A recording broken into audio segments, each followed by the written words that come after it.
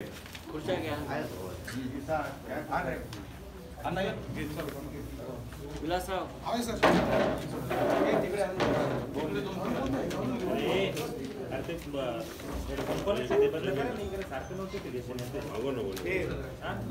वरून माझं बंद आहे ना येते.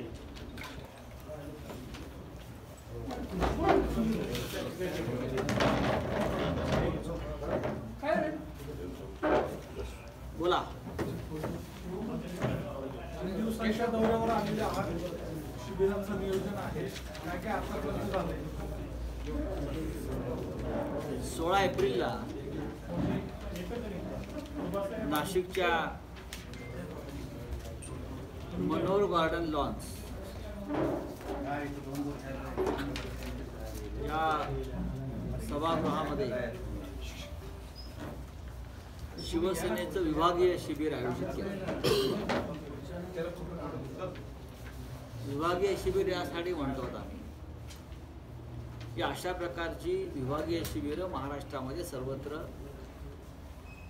आम्ही घेतो. एक मुंबईत झालं, तर नाशिक आहे. हे 16 तारखेला नाशिकला होत आहे, बुधवारी, आणि दिवसभराचं हे शिबिर आहे. आणि अर्थात शिबिराचा उद्देश स्पष्ट असतो. विभागातील सर्व शिवसेनेचे पदाधिकारी, प्रमुख कार्यकर्ते, अंगीकृत संघटनांचे पदाधिकारी यांनी एकत्र यावं आणि दिवसभर विविध विषयांवर जे चिंतन आणि मंथन असते त्यात सहभागी व्हावं. अनेक विषयांवर चर्चा होते ती नाशिकच्या शिबिरात सुद्धा आहे.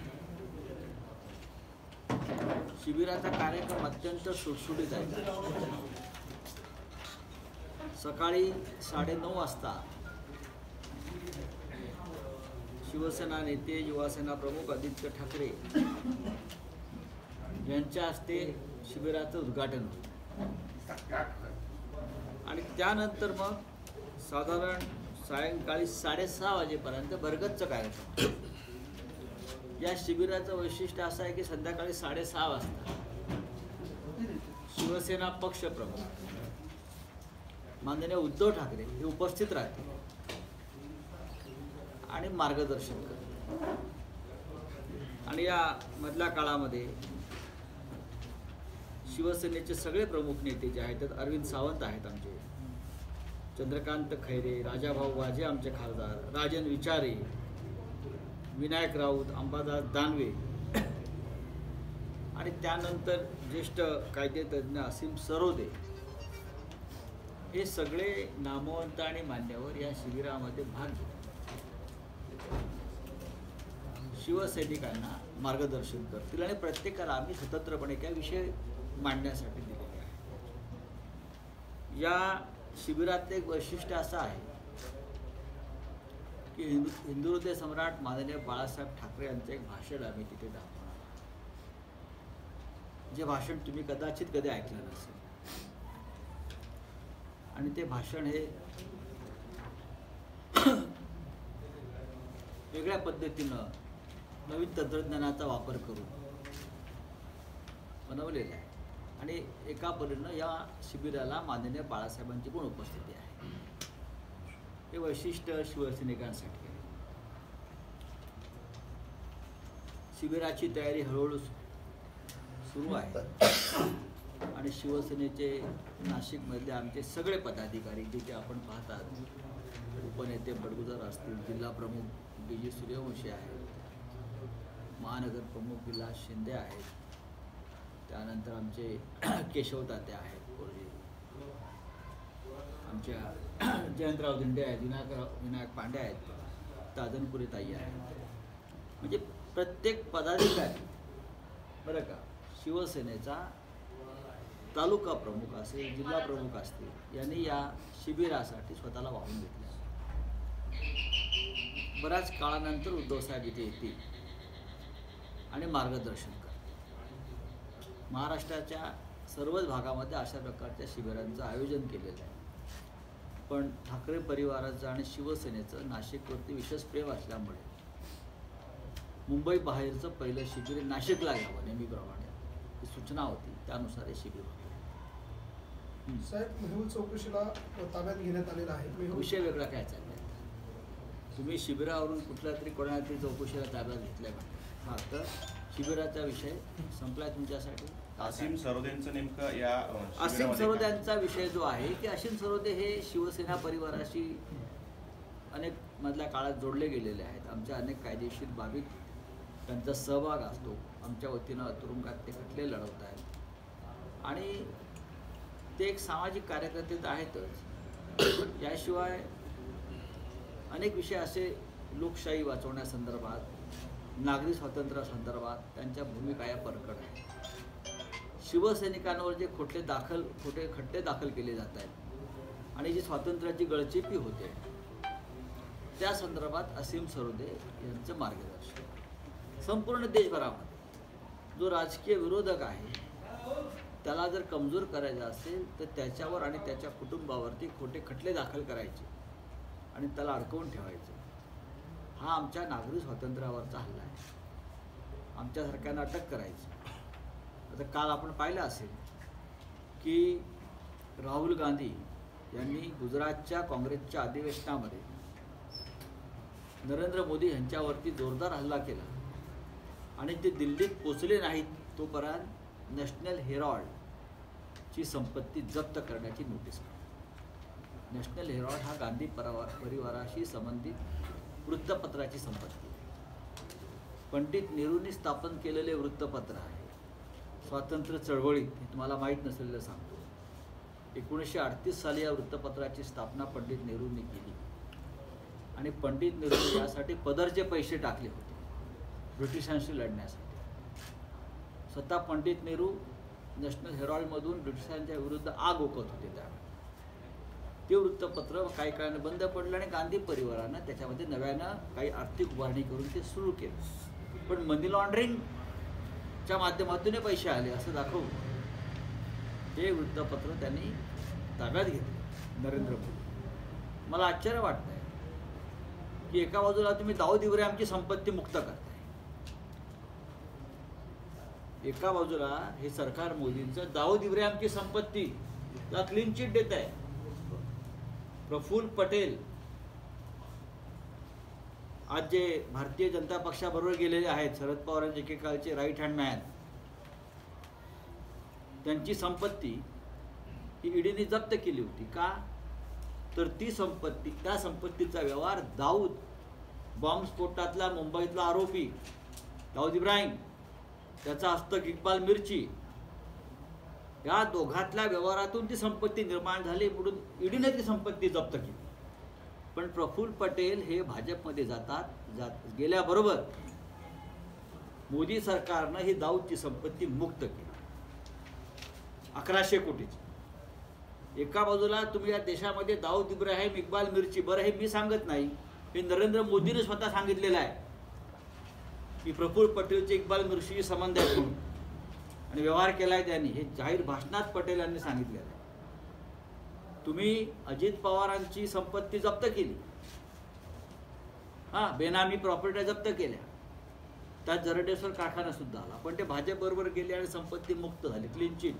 पण पंडित नेहरूंच्या संपत्तीवर त्यांनी आज टाच आणली. ज्या पंडित नेहरूंनी स्वातंत्र्याच्या काळामध्ये आपलं स्वतःचं आनंद भवनसारखं राहतं घर राष्ट्राला समर्पित केलं, राष्ट्राला संपत्ती राष्ट्राला दिलं, त्यांची सगळी संपत्ती राष्ट्राला दिली, तुम्ही त्यांची संपत्ती जप्त करता आणि दाऊदची संपत्ती म्हणजे हे सुडाचं राजकारण चाललंय. त्याच्यावरती मार्गदर्शन करण्यासाठी आम्ही असीम सरोद्यांना बोलवतो. साहेब, असंही म्हणतात की चंद्रकांत पाटील यांनी काल म्हटलंय उद्धव ठाकरे यांच्या शिवसेनेला सत्तेत यायचंय, त्यांना घेत नाहीयेत म्हणून संजय राऊत हे सातत्यानं अमित शहांवर टीका करतायत आणि अशीच परिस्थिती राहिली तर महापालिका निवडणुकीत यांना उमेदवार सुद्धा राहणार नाहीत असं चंद्रकांत पाटील म्हणतात. चंद्रकांत पाटलांनी त्याच्यावर चिंता करू नये. आमच्याकडे उमेदवार राहतील किंवा न राहतील याची चिंता करू नये. त्यांनी अमेरिकेमधल्या इंटेलिजन्स ब्युरोच्या अध्यक्षा तुलसी गेबार्ड यांनी EVM संदर्भात जे सांगितलेलं आहे, तुलसी गेबार्ड वॉशिंग्टनमधून त्यांनी सांगितलं की EVMच्या माध्यमातून निकाल फिरवला जाऊ शकतो आणि ईव्हीएम हॅक होऊ शकतो, हे मी सांगत नाही आहे. हे तुलसी गेवार ज्यांच्यावर मोदींचं खास प्रेम आहे आणि त्या अमेरिकेच्या इंटेलिजन्स डिपार्टमेंटच्या प्रमुख आहेत, म्हणजे फार महत्त्वाच्या पदावर आहेत. त्याच्यामुळे महाराष्ट्रात तुम्ही कसा विजय मिळवलेला आहे हे तुमच्या प्रिय मैत्रिणींना सांगितलेलं आहे सरकारच्या. त्याच्यावर तुम्ही चिंतन करा. आमच्या पक्षाचं काय करायचं त्यासाठी आम्ही समर्थ आहोत आणि आम्हाला अमित शहाचे पाय चाटण्याची गरज नाही. महाराष्ट्रात ज्यांनी काल छत्रपती शिवाजी महाराजांचा उल्लेख एकेरी केला, शिवाजी शिवाजी शिवाजी, त्याने औरंगजेबाच्या कबरीला समाधीचा दर्जा दिला, बरं का. त्यांच्याबरोबर आम्हाला सत्ता नको आहे. आणि संजय राऊत कधी सत्तेत गेले नाहीत हे त्यांना माहीत नसेल तर मी सांगतो. ती तुम्ही अजिबात चिंता करू नका. उद्धव ठाकरे नाही सत्तेत, त्यांच्याबरोबर जायचं नाही. एवढे आम्ही लाचार आणि नीच नाही आहोत. चंद्रकांत दादा पाटलांनी स्वतःची चिंता करा, त्यांच्या पक्षाची चिंता करा. लांड्या लबाड्या करून आपण सत्तेवर आलेला आहात, ती सत्ता तुम्हाला लक्षात हो. भ्रष्ट आणि चोर मंडळ तुमच्या बरोबर बसलेलं आहे, तुम्ही त्यांना सांभाळत बसा. अग्रलेखामध्ये आपण फुले आणि फडणवीस हा वाद भविष्यामध्ये उद्भवू शकतो असं म्हणतात. उद्भवलाय, उद्भवू शकतो. महाराष्ट्रामध्ये जो फुल्यांचा वाद सुरू आहे तो फुले आणि फडणवीस असाच वाद आहे ना, तुम्ही समजून घेतलं पाहिजे. या राज्याचे मुख्यमंत्री देवेंद्र फडणवीस हे बाकी सगळे वाद मिटवू शकतात. औरंगजेबाच्या कबरीचा वाद पण त्याने मिटवला, अंगलट आल्यावर मिटवला ना. असे अनेक वाद त्याने मिटवलेले आहेत. मराठा समाजाचा वाद सुद्धा त्याने मिटवला. मग महात्मा फुले जो महाराष्ट्र, जो फुले आंबेडकर शाहूंचा महाराष्ट्र आहे, त्या फुल्यांच्या संदर्भात काही लोक विरोध करतात. संघटना, जातीय संघटना, ब्राह्मण संघटना असं म्हणतात.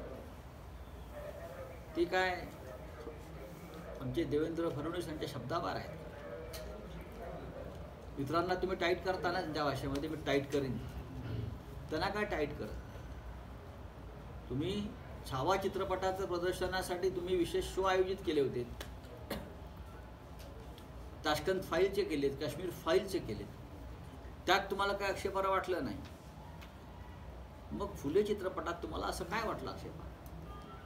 जे सत्य आहे, सत्य म्हणण्यापेक्षा महाराष्ट्र सरकारच्या प्रकाशनांमध्ये जी माहिती आहे, फुल्यांवरचं जी काही त्यांनी साहित्य प्रसिद्ध केलं आहे महाराष्ट्र साहित्य सरकारनं, त्यावरच तो सिनेमा निर्माण केला. आणि इतिहास आहे तो, तुम्ही इतिहास पुसण्याचा प्रयत्न करताय. या विषयावरती अद्याप देवेंद्र फडणवीस का बोललेले नाही, बाकी विषयांवर बोलतात. चंद्रकांतांचं मत आहे की तुम्ही फडणवीस आणि फुले आंबेडकरी जनता यांच्यामध्ये काहीतरी तणावाचं वातावरण निर्माण करू इच्छितात, पण तसं होणार नाही असं कोण म्हणतंय? चंद्रकांत असं कोणाविषयी म्हणतात ते?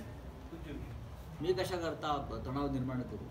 आम्ही इतकंच म्हटलेलं आहे की फुले चित्रपटाचा वाद जो आहे हा फडणवीसांनी ताबडतोब मिटवायला पाहिजे. ते म्हणतील ते सेन्सॉर बोर्ड आहे, सेन्सॉर बोर्डामध्ये सगळे तुमचेच चमचे बसलेले,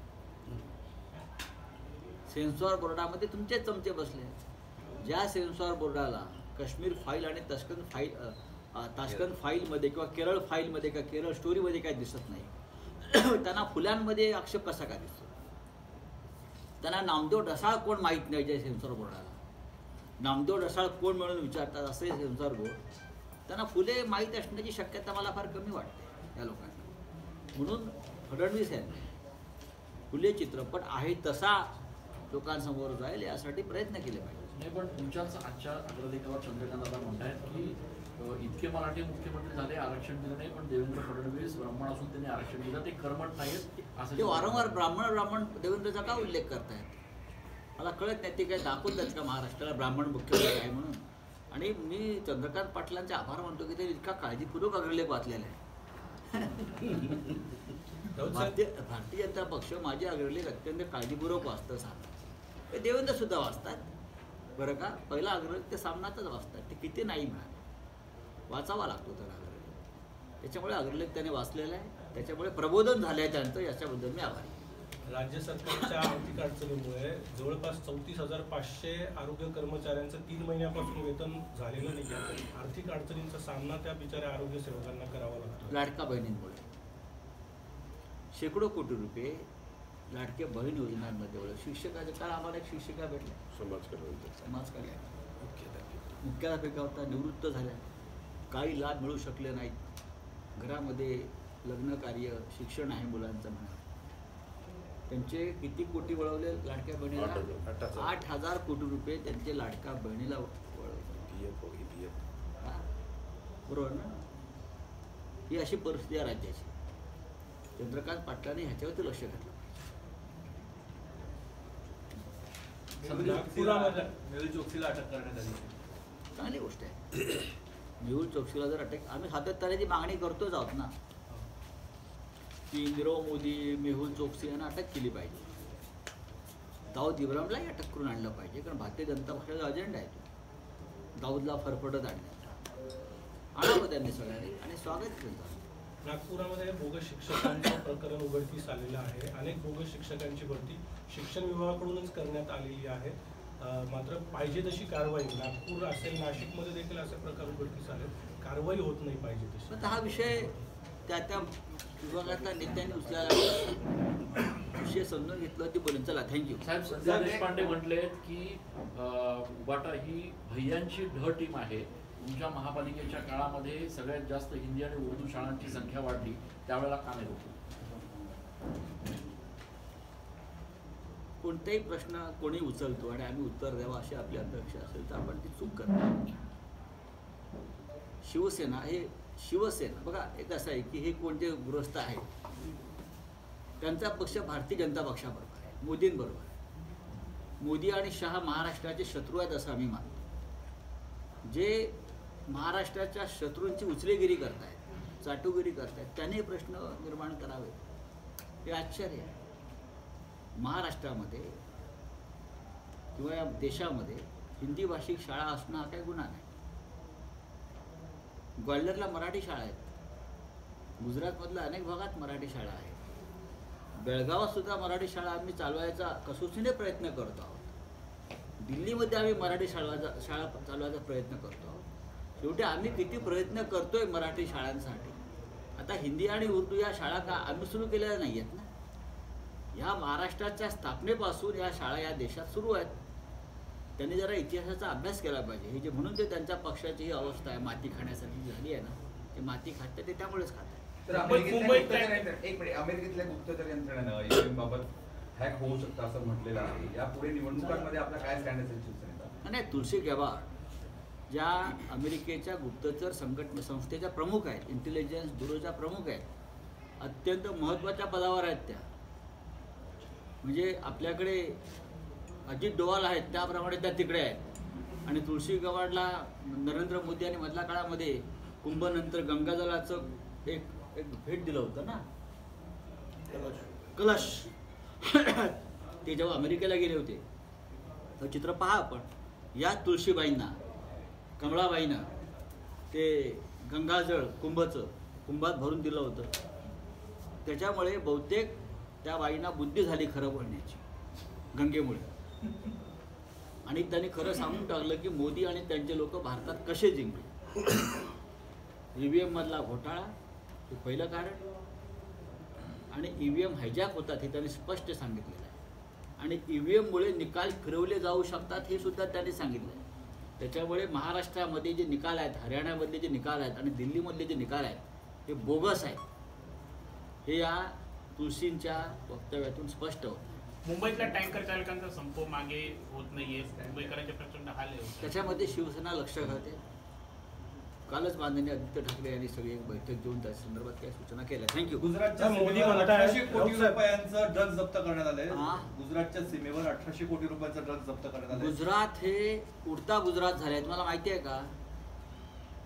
गुजरात उडता पंजाब प्रमाणे उडता गुजरात झालेलं आहे आणि जगाला ज्ञान शिकवत आहे. गुजरातच्या राजकारणातून ड्रगचा पैसा देशभरात जातो. नाशिकमध्ये येणारं ड्रग सुद्धा गुजरातमधनं येत आहे. मी वारंवार सांगितलेलं आहे, संपूर्ण देशाला ड्रगचा पुरवठा गुजरातच्या भूमीवरून होत आहे. आणि त्यासाठी जे खाजगी पोर्ट्स आहेत उद्योगपतींचे, मोदींच्या लाडक्या, त्याचा वापर होतो. मोदी असं म्हणतायत की काँग्रेसने आतापर्यंत मुस्लिम अध्यक्ष का केला नाही आणि डॉक्टर बाबासाहेब आंबेडकरांना देखील काँग्रेसने नेहमी मुख्य प्रवाहापासून दूर ठेवलं. मोदींना इतिहासच माहीत नाही. मोदी हे कधीही इतिहासाचा अभ्यासक नव्हते. मोदींचा स्वातंत्र्य लढाशी कधी संबंध नव्हता. मोदीने जर एखादं पुस्तक कुठलं पूर्ण वाचलं असेल तर मला सांगावं. टेलिप्रॉम्प्टरवरची भाषणं वाचणं म्हणजे इतिहास नाही. स्वतः पंडित नेहरूंनी बाबासाहेब आंबेडकर यांना कायदेमंत्री म्हणून आमंत्रित केलं आणि घटना समितीचे ड्राफ्ट कमिटीचे अध्यक्ष म्हणून सुद्धा त्यांना काँग्रेस पक्षानं आमंत्रित केलं होतं. इतकंच नव्हे, जेव्हा त्यांचा पराभव झाला घटना समितीत त्यांना आणण्यासाठी काँग्रेसच्या सदस्यांना मुंबईतून जयकर यांनी राजीनामा दिला आणि त्यांना त्या समितीवरती आणलं. त्यांना इतिहास माहीत नाही या भाजपच्या लोकांना, आणि लोकांना रेटून खोटं ऐकण्याची त्यांनी सवय लावली. नाशिक आणि रायगडच्या पालकमंत्री पदाबाबत अमित शहाच्या दौऱ्यात काहीतरी तोडगा निघेल अशी अपेक्षा होती, पण तसं काही झालं नाही. काही नाही, मोदक खाऊन निघून गेले. लोक म्हणतात हे खाल्लं ते खाल्लं, पण मी तसं मानत नाही. कारण सुनील तटकरे शुद्ध शाकाहारी आहेत. घरात तरी त्यांच्या तसं काही शिजलं नसेल, पण बाहेर कुठेतरी असेल मला माहीत नाही. त्यांच्या सरकारमध्ये 3 पक्षामध्ये प्रचंड वाद सुरू आहे. प्रचंड वाद सुरू. मी जे म्हटलंय की एक दिवस कॅबिनेटमध्ये हाणामाऱ्या, एक दिवस त्यांच्या कॅबिनेटमध्ये तुम्हाला हाणामारा झालेला दिसतील. बघा तुम्ही, हे माझं वाक्य तुम्ही लिहून ठेवा, मार्क दिस वर्ड्स. कॅबिनेटमध्ये मारामाऱ्या. चैत्यभूमीवर आज एकनाथ शिंदे आणि अजित पवार हे जवळपास अर्धा तास सोबत होते, मात्र दोघांनी एकमेकांकडे बघितलं नाही, बोलले सुद्धा नाही. आबोला धरलेला होता. कालच्या या अमित शहाच्या बैठकीत आबोला धरण्याची सवय आहे, त्यांचा छंद आहे. ते आमच्या पक्षात असताना अधूनमधून आबोला धरायची. भरत गोगावलेंना आज एकनाथ शिंदेनी भेटायला बोलवलं होतं, मात्र अचानक त्यांना वेळ जी आहे ती नाकारण्यात आली आणि 2 दिवसांनी त्यांचा पक्षाचा प्रश्न आहे. त्याचे काय एकनाथ शिंदे म्हणतात धुसफूस वगैरे काही नाही, सगळं खुशखुश आहे महायुतीत. मग कसा हसा